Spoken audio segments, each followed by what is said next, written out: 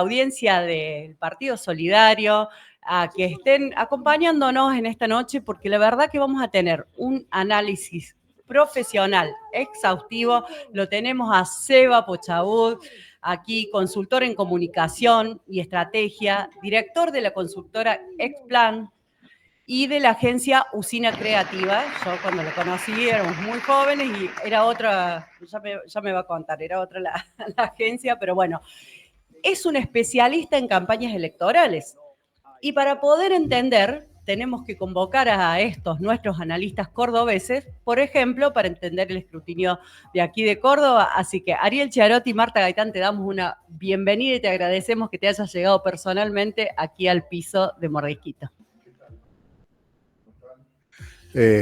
Gracias por la presentación, me hace sentir joven y viejo a la vez.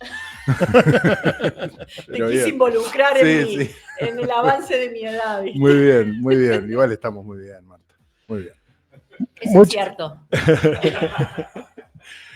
Muchísimas gracias, Sebastián, muchísimas gracias por estar acá en la mesa con nosotros. De nada, Ariel. De nada, gracias a la audiencia, gracias por invitarme y apunten, disparen.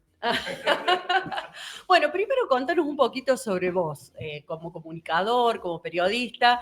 Recuerdo que habían hecho un trama por ahí para la economía social y demás, entonces contanos un poco cómo empieza tu carrera y después vamos de lleno a estos números que nos interesan de este periodo electoral. Bueno, yo en primer lugar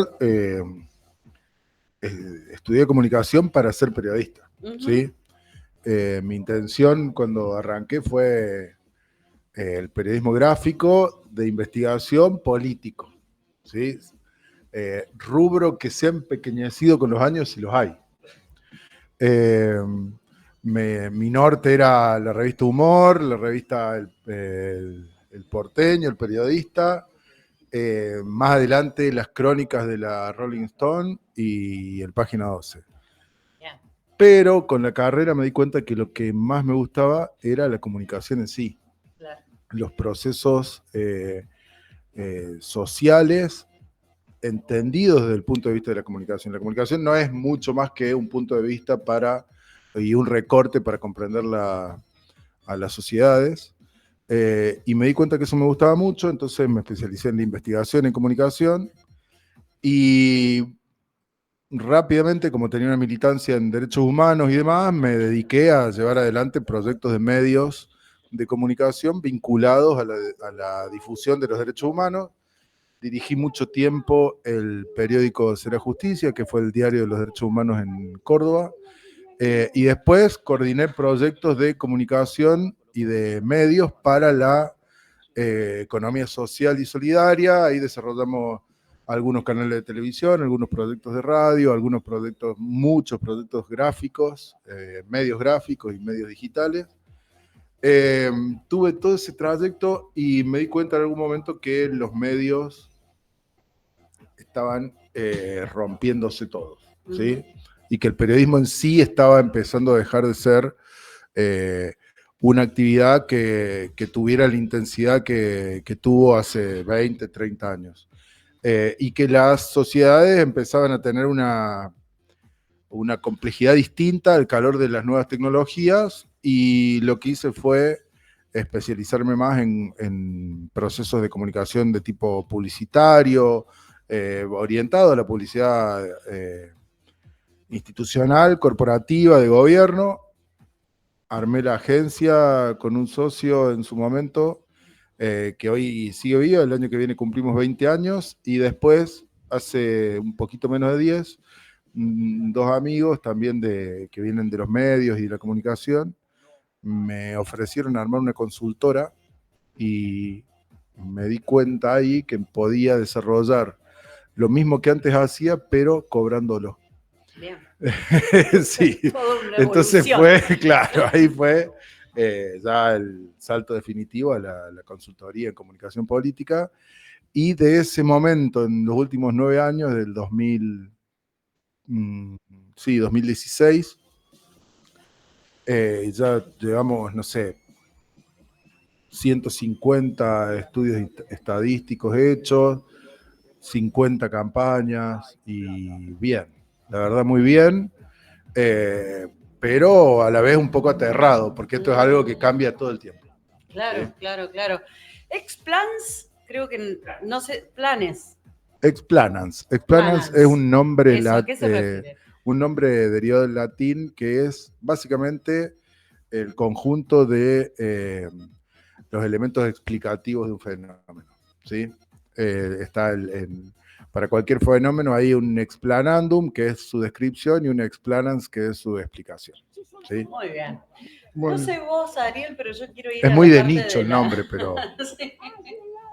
sí, sería muy importante que me deje entonces el explanans, que si no sé si no lo estoy pronunciando mal, Sí. de cómo votó la población en esta elección. Cuando arrancamos el programa, yo le decía a Marta que si bien lo están diciendo en varios lugares, esta elección no se votó con la economía, no se votó con el bolsillo. Era, al menos cuando yo era chico y unos cuantos años atrás, era muy común decir la gente vota con el bolsillo, la gente vota con el estómago. Sin embargo, en el ámbito empresarial, anoche tuve una reunión, yo soy pyme, con colegas, y todos te reconocen que que no les está yendo muy bien, que están con dificultades, son larguísimas la cantidad de dificultades, pero sostienen que hay que pasar por esto. Y hay gente que no es pyme, también te está diciendo que gana menos, que no le alcanza el sueldo, pero que tiene que pasar por esto. ¿Cuál es la explicación de eso? Yo creo primero que la elección que más se votó, la elección más ideológica de este país fue la de 2015, ¿sí? Digamos, de la historia democrática. ¿Bien? Si uno establece el clivaje o la polaridad entre interés versus ideología, el voto menos interesado o más contra los intereses propios fue el voto por Macri.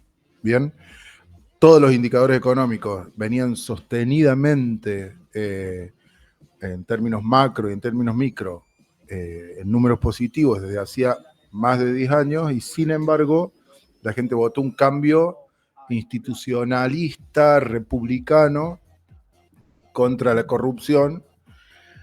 Algo de eso se puede interpretar como que tuvo su correlato en el domingo pasado, pero yo creo que no deja de haber interés. Me parece que el interés es más una expectativa de interés. ¿Sí? Yo creo que no fue un voto económico, fue un voto de expectación económica. Creo que el votante promedio ve en variables macroeconómicas, ¿sí?, una estabilidad que le permite pensar que en algún momento va a poder predecir de algún modo su cash flow familiar, su flujo económico familiar, y eso no es menor, porque me parece que si algo demostraron las últimas elecciones es que una mirada paternalista de ayuda y de un Estado presente que está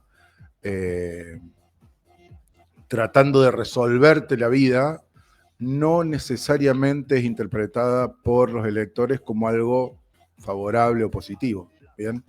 Y creo que hay un poco del espíritu individualista de la época en pensar que déjame que yo me demuestre y demuestre que puedo hacerlo solo y que puedo hacerlo por mis medios. Y eso solo es posible en contextos de estabilidad económica. Y me parece que ahí está el secreto del apoyo de Milei. Porque también está el ABC, ¿no? A los presidentes le pedimos que resuelvan la economía, a los gobernadores que resuelvan la obra pública, a los intendentes los servicios domiciliarios. ¿Bien? Si alguno en esos estamentos, si alguno no lo cumple, le va mal. ¿Bien? O sea, un gobernador puede tener una mirada ambientalista, progresista y demás. No te hace los puentes, las calles, las rutas, los accesos a las ciudades, los hospitales se caen a pedazos, pierde. Un presidente puede tener una mirada muy performática, como la tuvo Néstor Kirchner, digamos, de la política, pero si no te resuelve la economía, pierde. Y un intendente puede ser ambientalista, ecologista y progresista, pero no te recogió la basura y pierde. Algo de eso hay, mucho de eso hay, pero me parece que el secreto está en dame estabilidad. Dame estabilidad para que yo pueda sentir que puedo armar un proyecto de vida que en los próximos 5 años me haga estar mejor que lo que estoy ahora por mis propios medios. Y no porque es el Estado el que me lo garantiza. Bueno, me parece que es un aprendizaje que hay que hacer en el arco político progresista, digamos. Sí. Tener como única estrategia de campaña y como único eslogan ponerle un freno a Milei terminó siendo un error. Un desastre. Desde 2011 que el kirchnerismo no tiene una propuesta de futuro. Y todas las elecciones se tratan de futuro. No hay elecciones que se traten de pasado, ¿sí? Uno puede abrevar en cosas del pasado para proponer una idea de lo que va a venir. Y también pasa que los contratos sociales se agotan, que el contrato electoral se agota. Si yo te voto 5 veces, la sexta, decime algo nuevo. Porque ya te pagué. Porque hay, como todo contrato, yo te pago por algo. En parte me parece lo que pasó un poco con Schiaretti, que tiene altísimos niveles de imagen positiva en la provincia y sin embargo no superó el 30%, que es el techo poco imaginario y bastante concreto, el techo electoral que tiene Hacemos por Córdoba en las elecciones intermedias. Está bien, mejoró en 2 puntos su propia performance de 2013, donde había ganado, le ganó a Aguad y a Escoto con 26%. Pero 28 no es una elección que estaba a la altura de las expectativas, aunque no es una mala elección para una elección intermedia de Hacemos por Córdoba. Pero yo creo que el votante dijo, ya te pagué muchas veces, Juan. No me hagas que te pague de nuevo. Te quiero, pero no me hagas que te pague de nuevo. Y me parece que el kirchnerismo está pidiendo demasiado eso. Digo, el kirchnerismo, el arco progresista que se opone a Milei y que piensa que el problema de Milei es la crueldad y la agresividad. Milei puede comerse niños en público y que mientras mantenga la economía más o menos estable, va a seguir ganando elecciones. Entonces, me parece que de lo que se trata es de revisar cuáles son las intenciones que tienen los votantes cuando votan eso. Porque si no dialogamos con algo que, o ese sector dialoga con algo que al elector no lo interpela directamente. A medida que vas hablando me van surgiendo más preguntas. ¿Tenés tiempo hasta mañana al mediodía? Sí, yo también, tengo varias anotadas. Sí, dele, compañero, dele.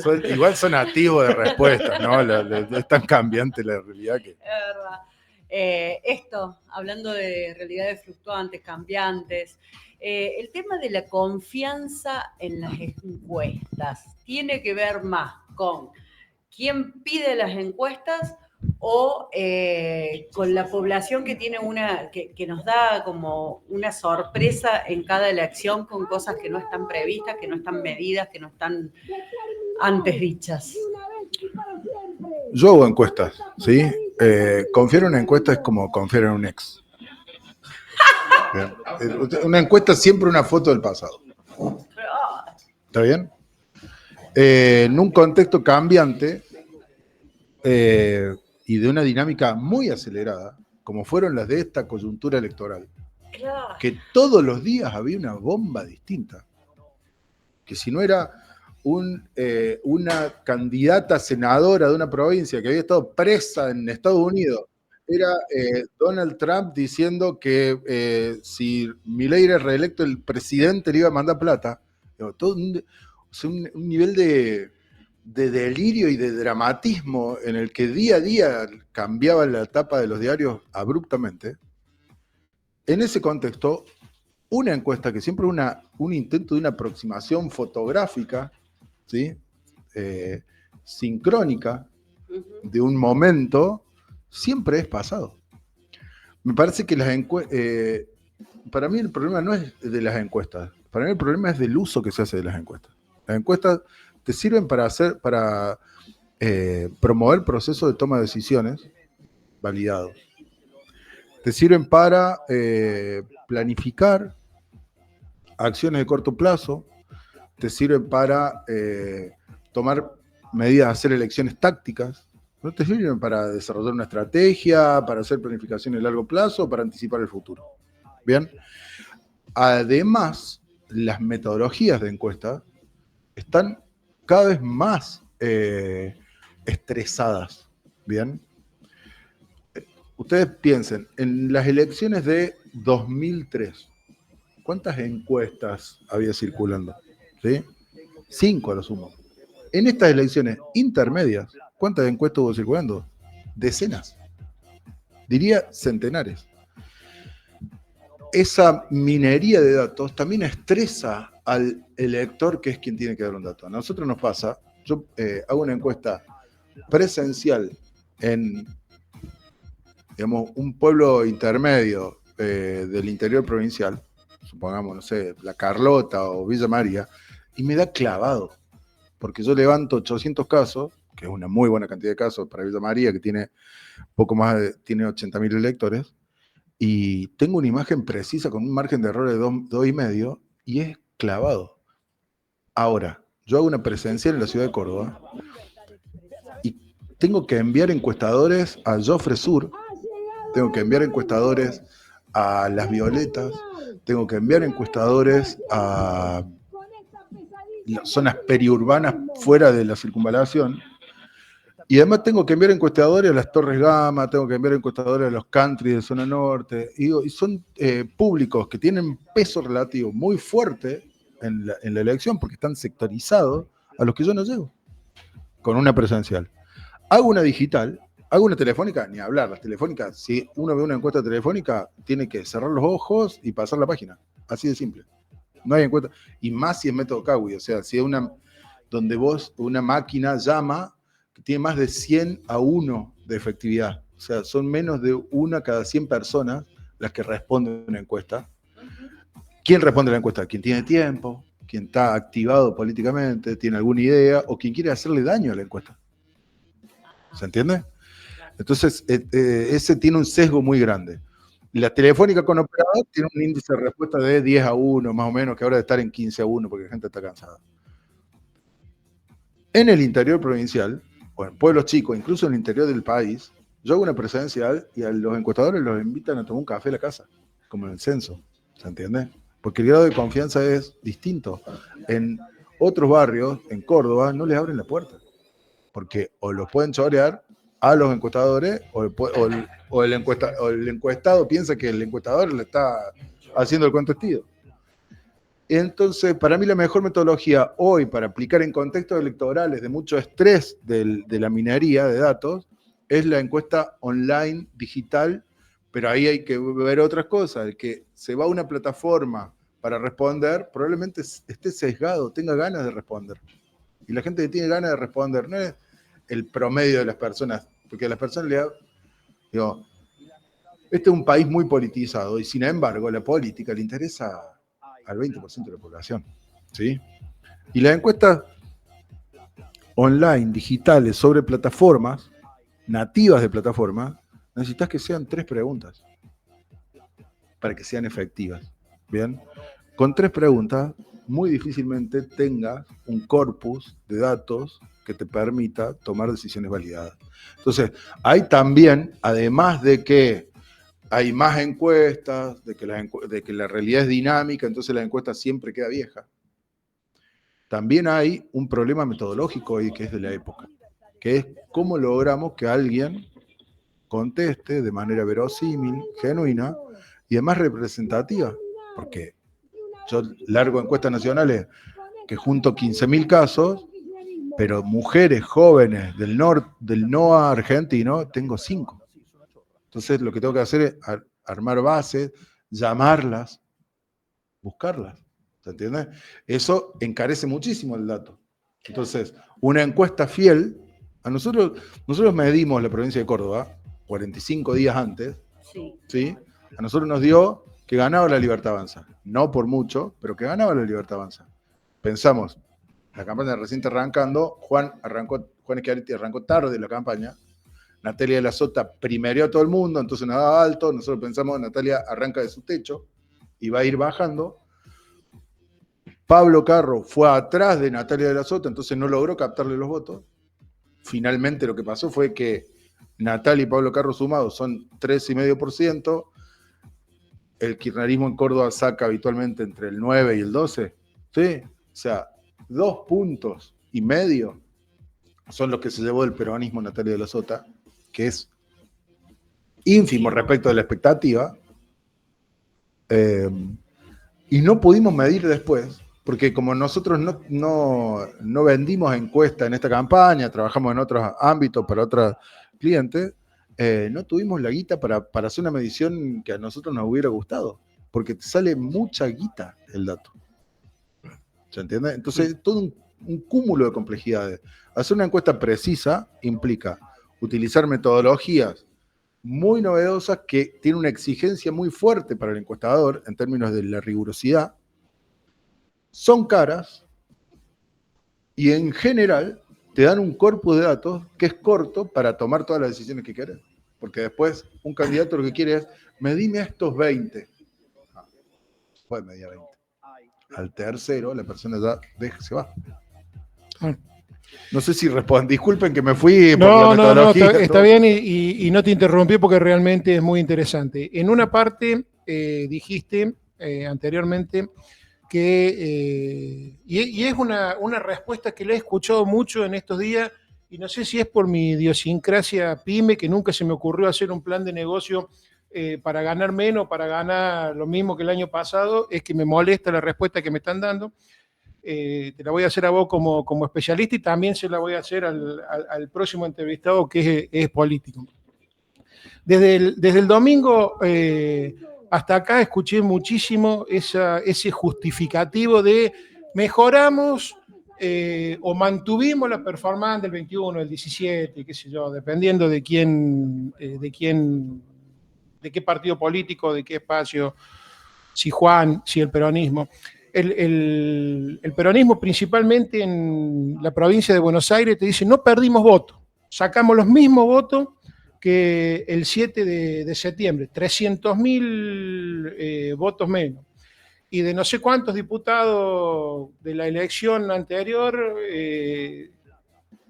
tenemos los mismos, no me acuerdo el número, no te lo puedo decir porque no me acuerdo el número, sino que la Libertad Avanza ahora recibió un 7% más de votos, por eso nos igualó. Es decir, acá no pasó nada, sí, perdimos, pero ganamos. Todos te quieren dar un mensaje de que no es tan malo. Es lo que hacemos todos en nuestra vida cotidiana, ¿no?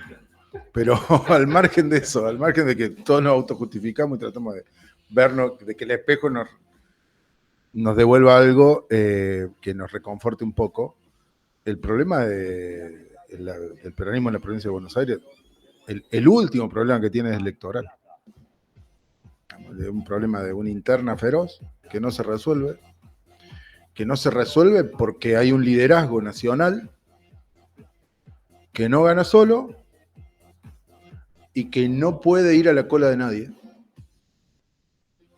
desde hace 10 años y que es algo evidente, pero además porque en sí mismo hay dos personas en este país que en sí mismo encarnan una idea política, son Milei y Cristina. ¿Sí? Vos ves a Cristina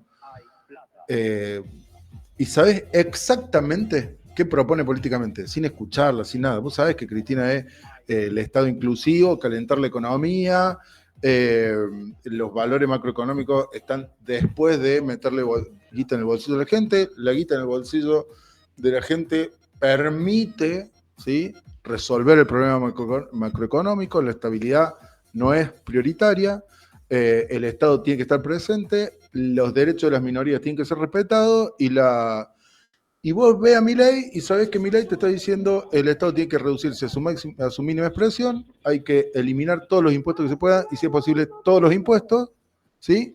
Y no se negocia la estabilidad fiscal porque no se negocia la inflación. Listo. El resto no encarna una idea. El problema es que son las dos ideas polares que atraviesa Argentina en estos tiempos de hace mucho, y con esos dos polos y esos dos sujetos en juego, hay muy poco lugar para un debate de otro tipo. En el caso de Milei, lo que sucede es que está en su piso, y en el caso de Cristina es que está en su techo. No, porque tuvo 20 años en la centralidad. Desde el octubre del 2005, cuando Cristina le gana a Chiche Duhalde en la provincia de Buenos Aires y que sale la tapa de Clarín. La tapa de Clarín fue Cristina arrasa. ¿Sí? Desde ese día, diría hasta que Milei copa la campaña de 2023, son 18 años donde la centralidad política de este país estuvo en Cristina, incluso con el gobierno de Alberto e incluso con el gobierno de Macri, que fue uno de los problemas por los cuales Macri se pelea con el grupo Clarín. Me parece que el problema es, el último problema que tiene es electoral. Digamos, el proyecto nacional y popular que encarna Cristina necesita oxígeno. Es tan simple como eso. Y Kicillof no puede serlo hasta que no mate a Cristina de algún modo. Digo, mate metafóricamente. Sí. Digo, le sirve mucho que Cristina no pueda ser candidata, y le sirvió mucho ganar la provincia de Buenos Aires. Se demostró, para mí, que tenía razón Cristina. Si no se desdoblaba la elección, quizás se ganaba por 5 puntos. Pero 5 puntos, medio punto, 3 votos, alcanzaban le alcanzaban a ese proyecto para no estar en la situación en la que está ahora. Claro. Y eso también te marca quién sabe, digamos. Es muy difícil la situación, porque es un jarrón chino, no sabe dónde poner, te lo regalaron en el casamiento y es carísimo, no querés que se rompa, no combina con nada.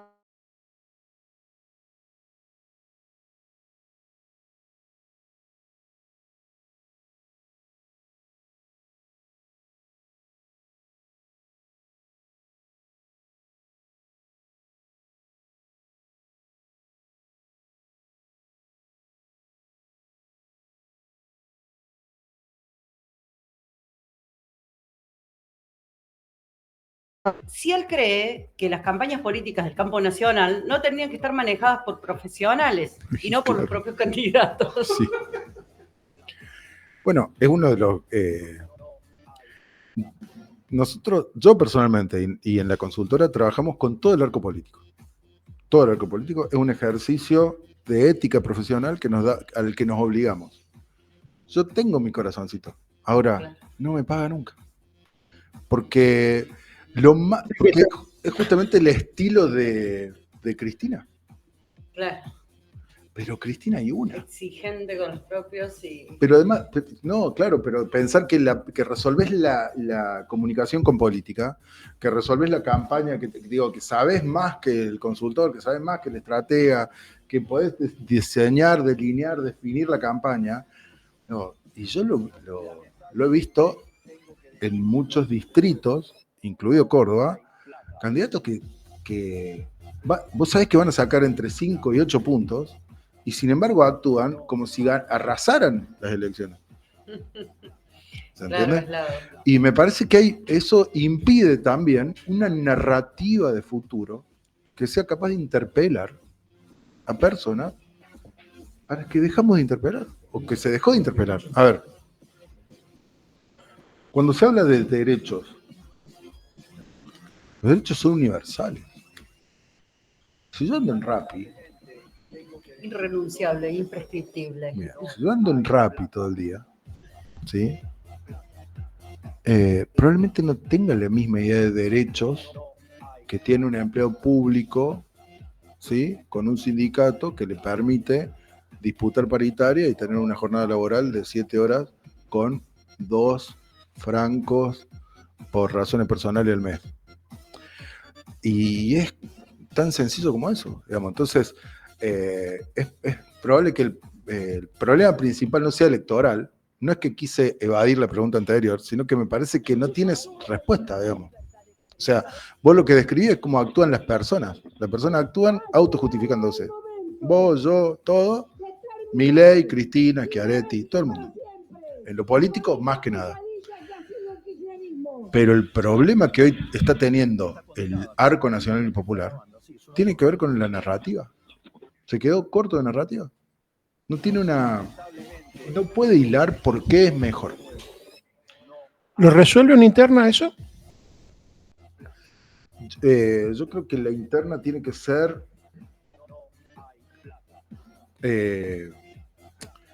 la interna tiene que ser ¿cómo es? El Pareto, lo que dirime. Pero el problema es que la interna no es de narrativas. Puede ser que Grabois tenga una narrativa, por ejemplo, ¿sí? Lo que pasa es que no es una narrativa mayoritaria.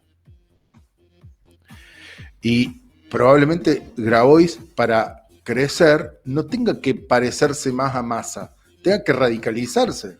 Y en la radicalización, quizá deje de ser atractivo para un fuerte arco de votantes del Proyecto Nacional Popular.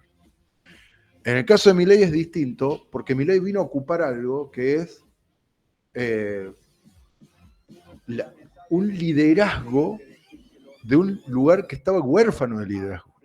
¿Bien? Acá el problema no es de liderazgo, acá el problema es que hay muchísimos liderazgos. Sobran liderazgos. Sobran en las provincias, sobran en Córdoba, sobran en el país, sobran liderazgos. Yo lo escuchaba a un candidato de La Libertad Avanza de La Pampa, joven. Un tipo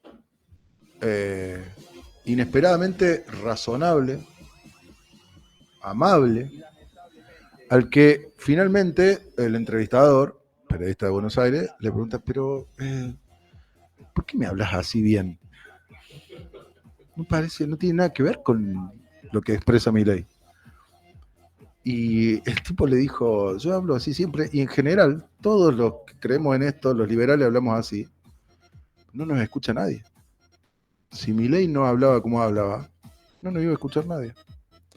Y me parece que eso da cuenta de un proceso social de comunicación, de interpelación de una narrativa, que es muy potente. Ahora, lo peor que podría hacer el arco político que confronta con eso es imitarlo. Lo que tiene que encontrar es su propia narrativa y su propio estilo, que no puede ser la apelación a épicas colectivas que dejaron de ser representativas de las personas hoy, porque las formas del trabajo, de la familia, digamos, 30 años disputando la idea de que la familia tradicional no es la familia tradicional, pero después la épica a la que apelas para interpelar a las personas es la de una narrativa de hace 30 años de la familia tradicional, con el tipo que iba a laburar a la industria metalmecánica y la mujer liberada que podía votar. O sea, no existe.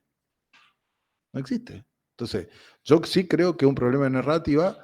Creo que Cristina la encarna muy bien. Fuera de Cristina nadie la encarna. Con eso no le alcanza. Y también creo, volviendo a la pregunta última o penúltima que me habías hecho, Marta, creo que el comentario que hiciste, creo que los candidatos de ese arco no creen que le falte narrativa. No creen que su problema sea de narrativa. No creen que se hayan quedado cortos de decir cosas que a las personas les interesan. Creen que con el discurso de interpelar, apelando a una épica colectiva que no representa a las personas, es suficiente. Cuando se dan cuenta que no es suficiente, lo que aparece es, hay que frenar a Milei. Y entonces ahí es como Clark Kent metiéndose a una cabina telefónica y saliendo con el traje de Superman, diciendo voy a defender al pueblo de este magnate cruel, y el pueblo te dice, correte que estoy yendo para allá. O sea, ¿qué estás haciendo? Correte, déjame ir para allá. Bueno, es en esa distancia la que hay que transitar, que probablemente sea un camino pedregoso, que es como llevar el anillo al ojo de Sauron, digamos, pero es lo que tiene que hacer un proyecto político para nutrirse de nuevo. Si no, el candidato va a ser Tayana.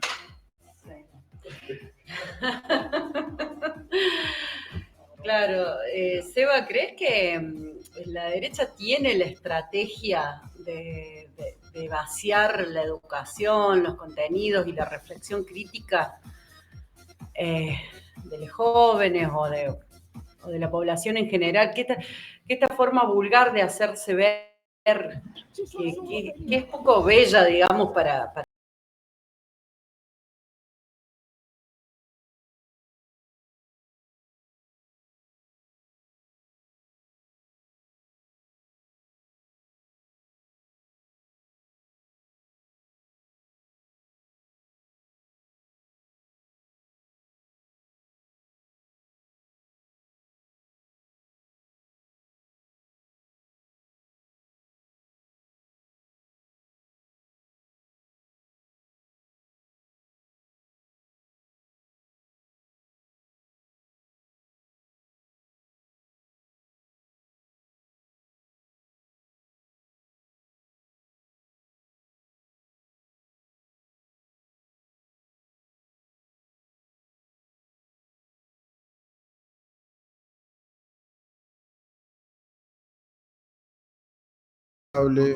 calculada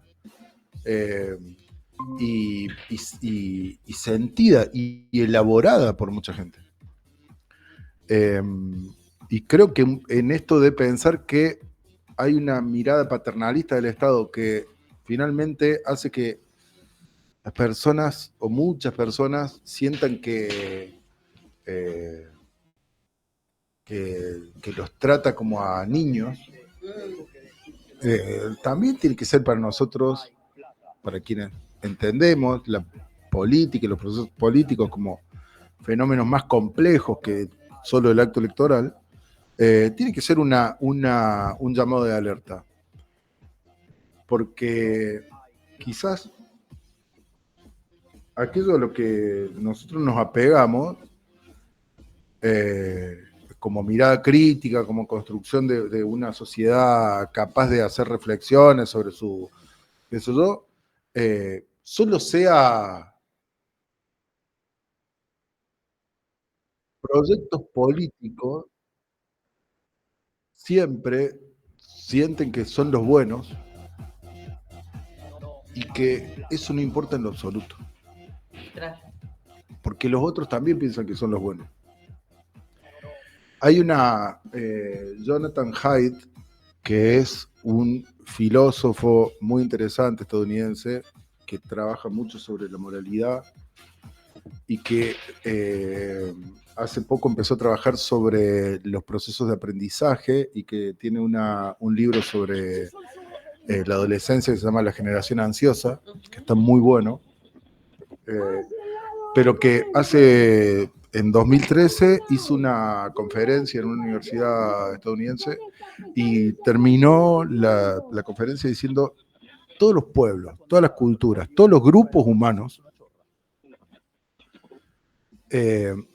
construyen verdades a las que se aferran y le dan sentido a su vida, y construyen, ¿sí? Sacralizan otras cosas, ¿sí? Construyen lo sagrado y la verdad. Más tarde o más temprano, la verdad y lo sagrado entran en conflicto, ¿sí? Y cuando entran en conflicto, todos los grupos, sin ninguna excepción, tiran la verdad por la borda y se aferran a lo sagrado. Bien, entonces, quizás el arco nacional y popular deba construir nuevas sacralidades, ¿sí? Nuevas, nuevas ideas que le regeneren su épica, porque si no es muy difícil, porque cuando te la chocas contra la realidad, cuando vos decís, las personas dejan de ser críticas y la persona te dice, no, como soy crítica no te voto, te aferrás a lo sagrado, y lo sagrado es, yo estoy del lado de los buenos y el Estado es mejor. Y si vos pensás eso, entonces no importa en absoluto que lo digas. Lo que tenés que hacer es que otros lo piensen. Y de eso se trata la política. Convencer, seguro. Y ya por cuestiones de tiempo, empezando a cerrar, una pregunta más bien local.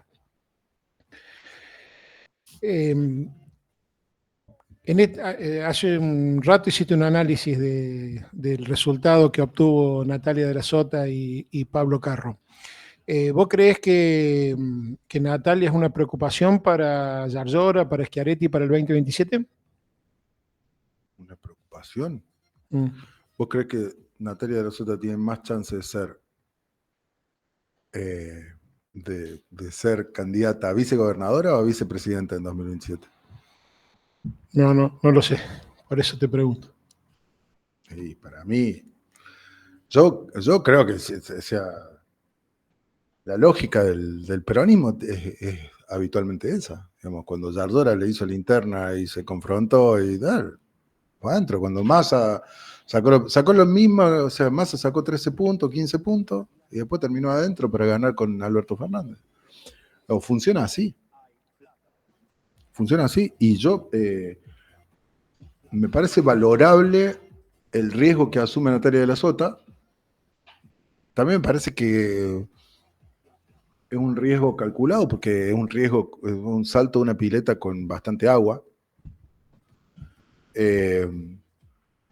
Me parece que lo que estaba, digamos, huérfano era la representación kirchnerista, que pudo leer eso, entonces capturó una cantidad de votos que le permitió entrar, raspando, pero entrar.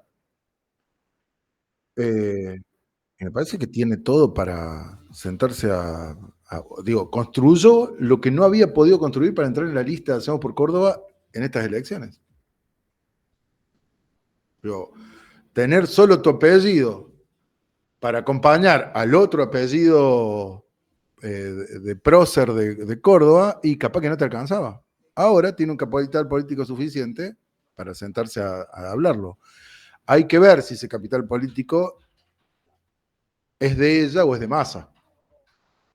¿Está bien? Porque esto también huele a jugada de Massa para tener una monedita que jugar en 2027 y no ser él. Pero así es la política. Va a haber que ver quién lo capitaliza más. Y dependerá mucho de cómo le vaya a Milei. Porque en función de cómo le vaya a Milei, se va a ver quién puede ganar más o quién puede perder más. Y el cómo le vaya a Milei, ahí sí creo que hay algo que me parece que es parte de esto, de esta época. El problema que hay con Milei es que no importa lo que hagas, si le va mal o si le va bien, solo depende de él. Porque no importa si todos dicen, bueno, no le vamos a votar la ley base. De hecho, la ley base fue votada y la aplicación real de la ley base es muy poca, porque los grandes apartados de la ley base tienen recursos de amparo de sindicatos, del Poder Judicial y demás, que la bloquean. Todas las leyes que quiso votar este año, se la frenó todas. Y sin embargo, lleva adelante una política que la está llevando adelante. Pues en un país presidencialista, con un poder ejecutivo fuerte, con una justicia que funciona para la tribuna y no para la justicia. La paradoja que tiene todo el arco político, y sobre todo la narrativa del arco político nacional y popular, es que no importa, o sea, tiene que reconstruirse. Es mucho más importante reconstruirse que frenar a Milei, porque es evidente que no lo frenan. Entonces Natalia de la Sota no le votan nada, y el Guaso hizo todo lo que hizo, con un congreso con chaucha y palito, con todos los gobernadores que se le ponen en contra, y no solo lo hace, sino que lo revalida electoralmente. A mí me parece que esto va directo a un grado de desocupación gigantesco, ¿sí? A mediados del año que viene. Pero es un olfato, ¿no? También. Yo pensaría, si hay un sector político que cree que le tiene que ganar a Milei, yo pensaría más en construir una narrativa que los una que en otra cosa. Sí, que en frenarlo. Clarísimo.